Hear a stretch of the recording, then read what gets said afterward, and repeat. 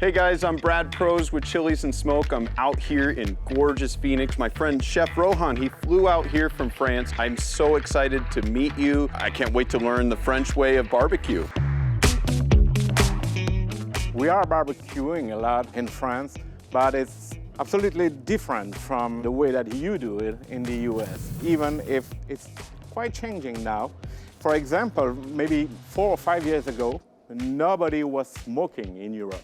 Wow. Almost nobody. Just people that are really interested by the American culture and the American way of barbecue. Almost 30 years that I'm coming here in the US each year to learn. Wow. The first time that I went here was in 1991.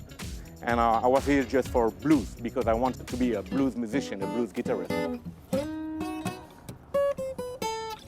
So of course, I did the blues trail from Chicago to New Orleans. I went to Memphis. And of course, at that time, 30 years ago, the only one thing that you can eat in Memphis is barbecue.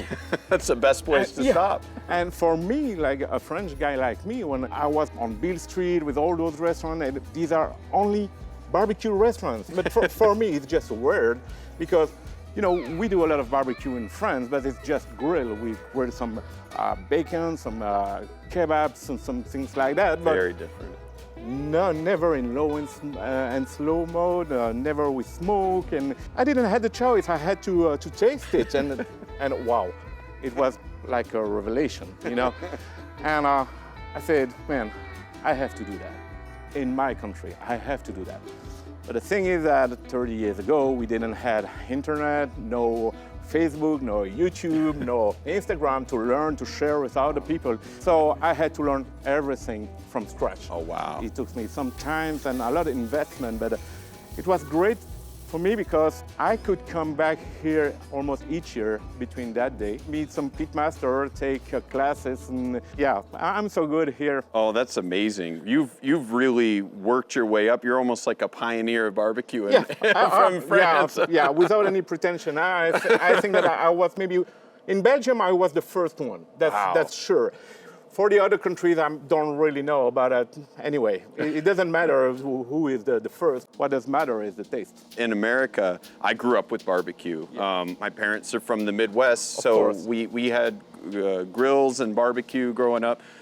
We never really did low and slow smoking. That wasn't something that was really accessible in the household growing up. You go to restaurants for that. So I've always been into grilling, and when I met my wife, she was a vegetarian, so I had to learn how to cook vegetarian food. So I still love to make my own barbecue, but then I was making food from Eastern Asia and India and all these other countries and places, and I got really sick of making American barbecue and then her food, so I tried to find a way to bridge the two.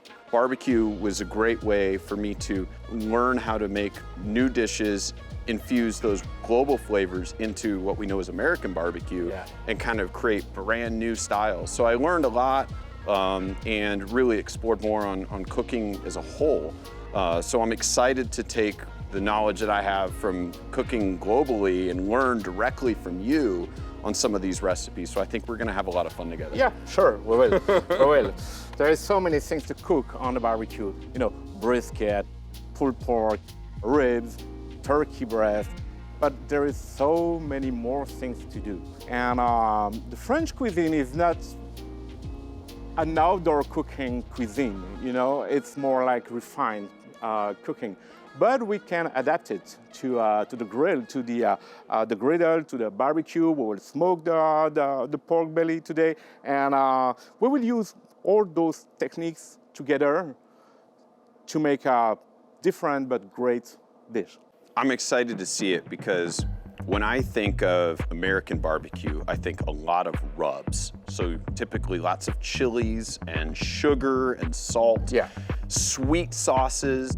And I don't think of that at all with French cooking. I think of very few ingredients, very high quality ingredients. Would you say that's kind of how you bridge your style with barbecue? Yeah, you know, in Europe, all those guys learning to barbecue have almost seen a TV show with the American pitmasters, so they want to reproduce it, and they try to do it very well. So they will use those rubs and then those sticky sauces and then things like that that you use here for the American barbecue, and we are huge fans of American barbecue in Europe. It tastes good. Yeah, definitely.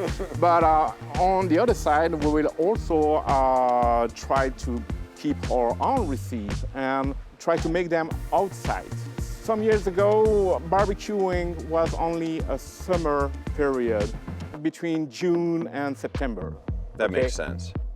Because we don't have the chance to get more than 300 sunny days in France. It's in Belgium where I live, I have more than 300 rainy days in a year, so I have to adapt myself to that. But on the other way, it's cool because, of course, we learn to cook during the winter, and you know what? It's really fun. It's even more fun than during the summer, because during the summer, everybody is barbecuing, grilling, and you are always invited to families and friends to share a meal with them during the summer. But during the winter, nothing. So it's really fun for us to start that new way of cooking outside during the winter.